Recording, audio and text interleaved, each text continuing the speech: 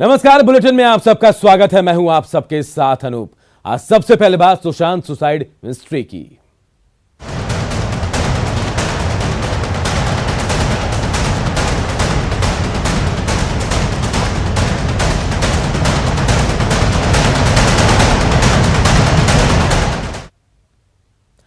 महाराष्ट्र सरकार ने Sushant Singh Rajput suicide case में सीबीआई जांच की मांग को खारिज कर दिया है।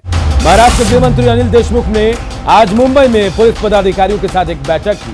बैठक के बाद अनिल देशमुख ने कहा कि मुंबई पुलिस जांच करने में सक्षम है। किसी भी हाल में वो केस को मुंबई पुलिस सीबीआई को ट्रांसफर नहीं करेंगे और मुंबई पुलिस इसकी जांच करेगी।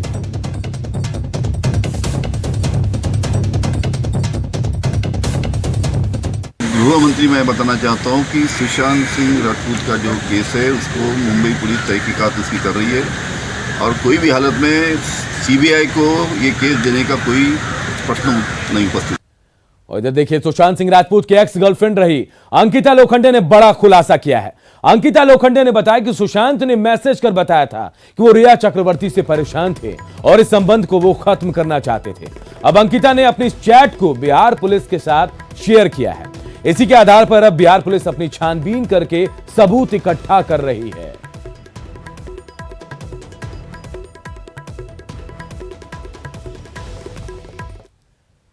इधर सुशांत सिंह केस में रिया चक्रवर्ती ने सुप्रीम कोर्ट का रुख किया है। रिया की ओर से सुप्रीम कोर्ट में अर्जी दी गई है। इसमें बिहार में दर्ज एफआईआर को मुंबई ट्रांसफर करने की मांग की गई है।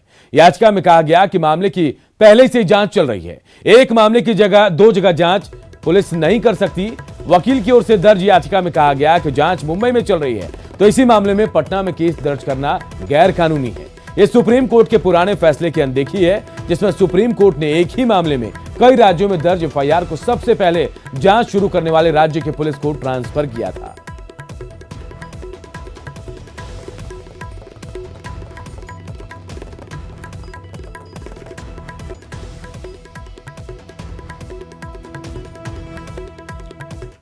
और आइए इसको भी हम समझने की कोशिश करते हैं कि आखिर रिया क्यों चाहती है कि केस को मुंबई में ट्रांसफर कर दिया जाए। तो देखिए, पटना पुलिस की कार्रवाई से रिया चक्रवर्ती डर गई हैं और कल से ही वकीलों का आना जाना उनके घर पर शुरू हो गया है।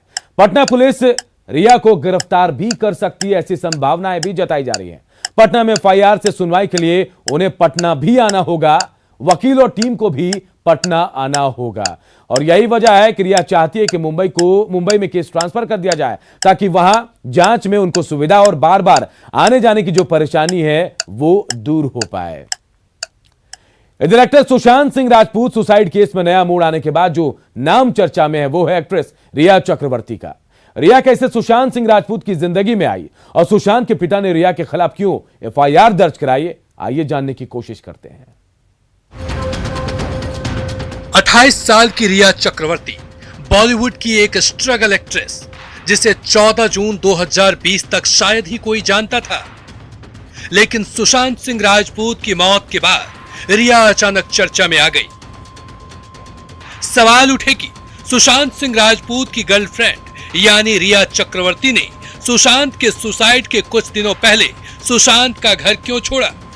25 जुलाई को सुशांत के पिता ने रिया चक्रवर्ती के खिलाफ पटना के राजीव नगर थाने में केस दर्ज करा दिया और सुसाइड के लिए उकसाने का आरोप लगा दिया। शक के घेरे में रिया चक्रवर्ती पहले भी थी। मुंबई पुलिस ने पूछताछ भी की, लेकिन स्थिति साफ नहीं हो पाई। इसी बीच 16 जुलाई को रिया चक्रवर्ती ने केंद्रीय गृह मंत्री अमित शाह के नाम एक ट्वीट किया। लिखा, आदरणीय अमित शाह सर, मैं सुशांत सिंह राजपूत की गर्लफ्रेंड रिया चक्रवर्ती, उनके अकस्मात निधन को 1 महीना बीत गया है। मुझे सरकार पर पूरा भरोसा है। हालांकि न्याय के हित में मैं हाथ जोड़कर इस मामले में आपसे सीबीआई जांच का अनुरोध करती हूं। मैं बस ये समझना चाहती हूं कि ऐसा क्या प्रेशर था जिसके चलते सुशांत ने ये कदम उठाया।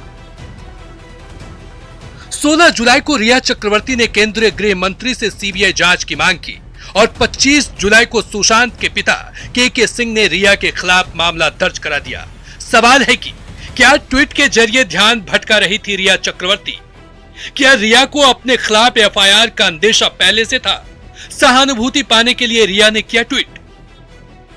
रिया के ट्वीट का सच चाहे जो भी हो, रिया पर सुशांत के पिता के आरोप काफी गंभीर हैं। सुशांत के परिवार ने आरोप लगाया कि सुशांत की मुलाकात रिया से साल 2019 में हुई थी। उस समय तक सुशांत किसी तरह की मानसिक बीमारी से नहीं जूझ रहे थे। इस बात की जांच होनी चाहिए कि ऐसा क्या हुआ कि रिया से मिलने के बाद सुशांत मानसिक तौर पर परेशान रहने लगा था। सुशांत के परिवार ने पूछा है कि अगर सुशांत का मानसिक बीमारी को लेकर इलाज चल रहा था तो इस बारे में उसके परिवार वालों से कंसेंट क्यों नहीं लिया गया।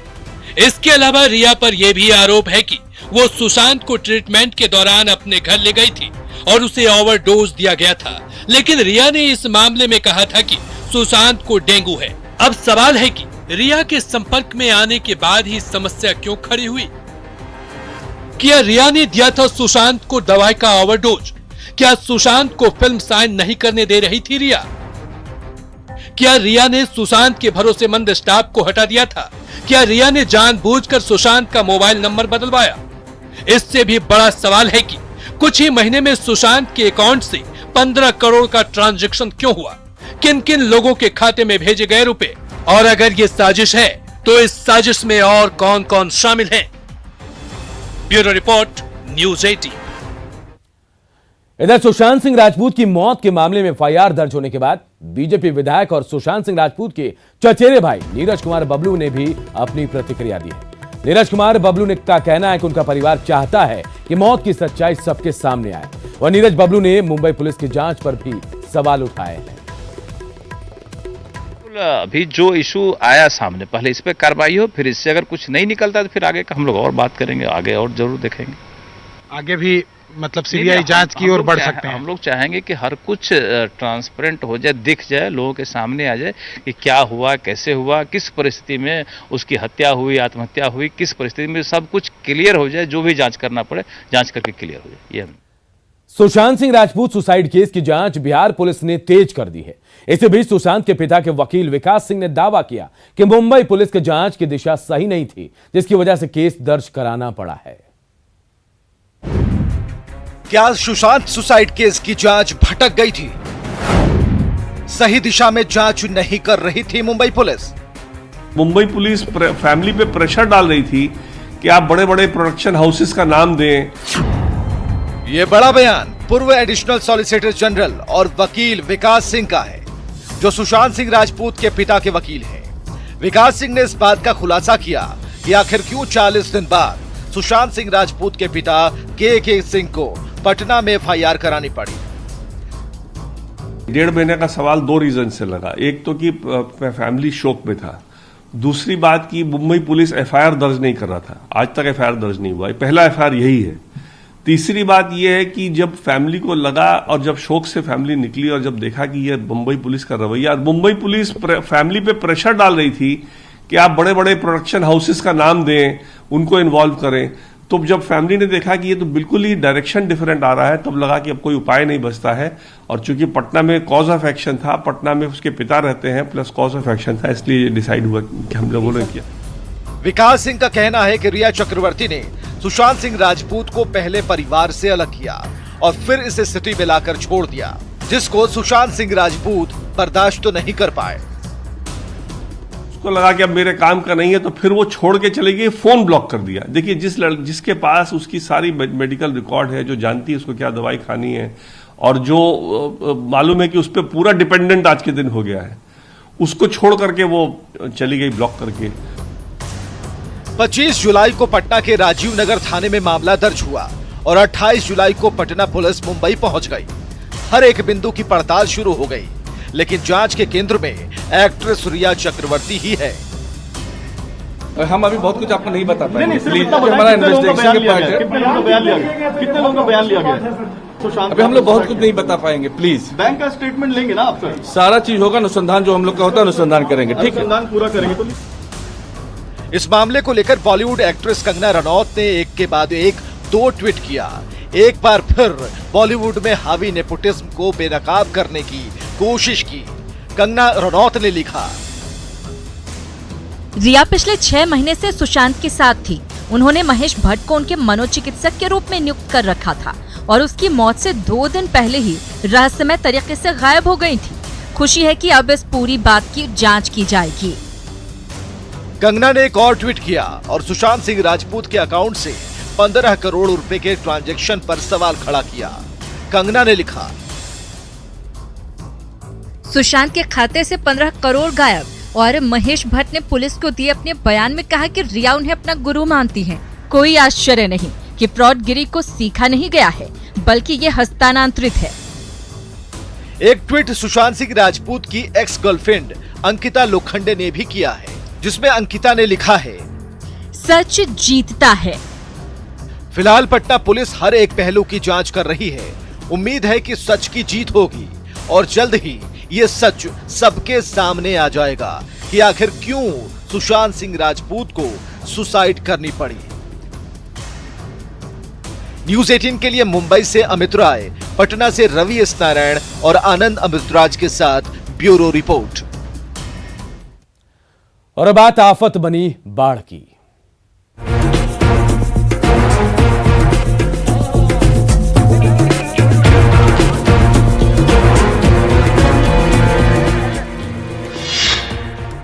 हम बाढ़ प्रभावित कुशेश्वर स्थान पहुंचे हैं, जो दरभंगा जिले में पड़ता है। मक्के की रोटी और नमक मिर्च से अपना पेट पाल रहे हैं। कहाँ है सरकारी तंत्र? कहाँ है इनके लिए जो चावल, दाल और तमाम तरह की जो राहत पैकेट और सामग्री जो बांटने की? अगर मकई नहीं रहता तो क्या करते हैं आप लोग? क्या करते हैं, तब भूखे मरते।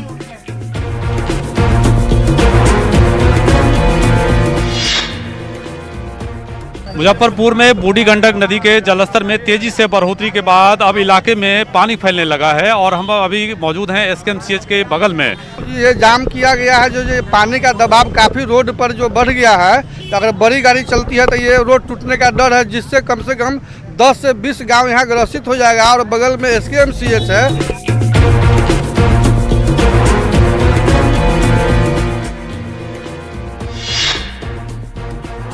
और एनडीआरएफ की 2 बोट फिलहाल बूढ़ी गंडक किनारे के जो रहने वाले लोग हैं, खास करके मुजफ्फरपुर शहर के आसपास जो विजय छपरा इलाका है, वहां बांध टूटने से थोड़ी अफरा तफरी मची है और धीरे धीरे पानी फैलता ही जा रहा है। वहां एनडीआरएफ की टीम लगातार रेस्क्यू ऑपरेशन कर रही है।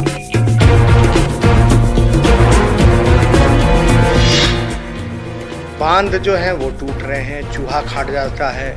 तटबंध चाहे चंपारण का हो या सारण का हो वो टूट जाता है। महासेतु जो है वो टूट जा रहा है। यानी ये लोग बाढ़ को नियंत्रण नहीं कर रहे बल्कि निमंत्रण दे रहे हैं।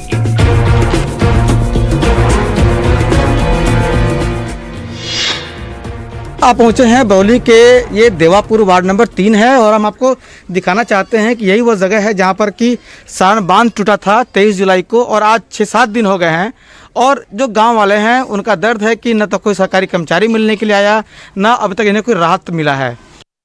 जो मेरे 2 गाय दह गई उसके लिए भी कोई राहत नहीं मिला। नाव तक नहीं आया कि मैं यहाँ से लेकर के जाऊँ उस पर बैठ के। बकरी 2 गाय भैंस जो हमारे बाकी बची है उसको हम दरोगा जी के मकान में रखे हैं। और यहाँ पर हम लोग को तिरपाल नहीं मिला है सर। कोई भी वार्ड सरपंच मुखिया आकर के कहे कि नहीं हम वितरण किए हैं, हमको नहीं मिला है सर। बिहार का एक बड़ा इलाका बाढ़ की चपेट में है। नदियां उफान पर हैं और लोगों के घरों में पानी घुस आया है। सरकार की तरफ से मदद पहुंचाई जा रही है, लेकिन वो नाकाफी है और इसे लेकर लोगों में काफी नाराजगी भी है।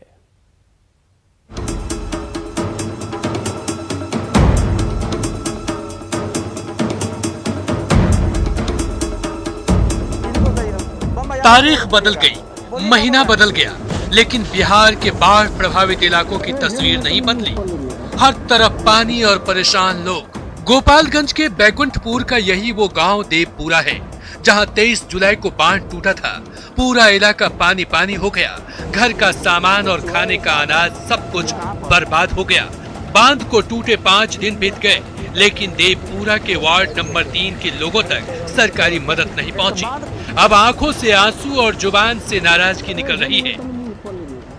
तो आप लोग कैसे खा रहे हैं जब बाढ़ आया तो? और बाढ़ आया तो जो राशन था, चावल गेहूं आटा खाए, अब खत्म हो गया तो मार्केट से खरीद के लाते हैं गर्दन भर पानी में जा करके। एक डेंगे भी नहीं मिला है। जब पूछते हैं तो आंसू आता है कि अगर इस समय कोई अफसर। नाराजगी मुजफ्फरपुर के लोगों में भी है। मुजफ्फरपुर में बूढ़ी गंडक के जलस्तर में बढ़ोतरी की वजह से अहियारपुर के विजय छपरा में एक पुराना तटबंध टूट गया और पानी शहर में प्रवेश कर गया, जिसकी वजह से गुस्साए लोगों ने सड़क जाम कर नाराजगी जाहिर की। ये जाम किया गया है, जो पानी का दबाव काफी रोड पर जो बढ़ गया है, तो अगर बड़ी गाड़ी चलती है तो ये रोड टूटने का डर है, जिससे कम से कम 10 से 20 गांव यहाँ ग्रसित हो जाएगा। और बगल में SKMCH है, इसमें काफी पेशेंट भरा हुआ है, लोगों को काफी परेशानी होगा। बाढ़ को लेकर लोगों में नाराजगी है, लेकिन ऐसा नहीं है कि प्रशासन लोगों की मदद के लिए कुछ नहीं कर रहा।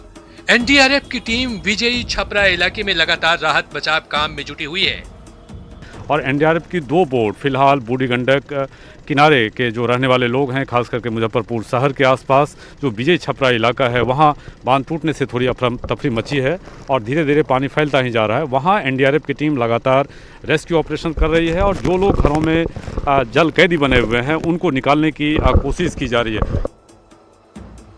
गांव तो गांव, शहर में भी स्थिति चिंताजनक है। शहर से 70 किलोमीटर दूर कुशेश्वर स्थान में बाढ़ के पानी से पूरा थाना डूब गया है, जिसकी वजह से पुलिस वाले परेशान हैं। थाने की तस्वीर देखिए, चारों तरफ बाढ़ का पानी फैला हुआ है। हालांकि बाढ़ के पानी में जो पुलिसकर्मी हैं वो थाना छोड़ चुके हैं और सुरक्षित स्थान पर बगल में शिफ्ट कर गए हैं। एक चौकीदार है जो ड्यूटी पर तैनात है, इसी थाने में है, वो तैनात है। ये कोई एक साल की कहानी नहीं है। बरसात में हर साल थाने में ऐसे ही पानी भर जाता है और पुलिस वालों को थाना छोड़कर जाना पड़ता है। 87 से पोस्टेड है बिच्छू राय जी, और हर साल कमोबेश तस्वीर ऐसे ही देखने को मिलती है, बाढ़ का पानी। और देखिए बाढ़ के पानी में जो चौकीदार हैं बिच्छू राय जी, ये लगातार आप अंदर में ड्यूटी कर रहे हैं यहाँ पे? हाँ, ड्यूटी कर रहे हैं। कब कब बाढ़ का पानी आता है? हर साल आता है पानी। तो कैसे आप लोग काम कर पाते हैं इसमें? कभी धर्मशाला में है, धर्मशाला पर चल जाते हैं। हर साल बरसात के मौसम में बिहार का एक बड़ा इलाका बाढ़ के पानी से भर जाता है और लोगों को जिंदगी बचाने की जंग लड़नी पड़ती है। न्यूज 18 के लिए दरभंगा से संजय कुमार, गोपालगंज से मुकेश कुमार और मुजफ्फरपुर से सुधीर के साथ प्रवीण ठाकुर की रिपोर्ट। और इस बुलेटिन में इतना ही, लेकिन खबरें लगातार जारी है। देखते रहिए न्यूज 18 बिहार झारखंड।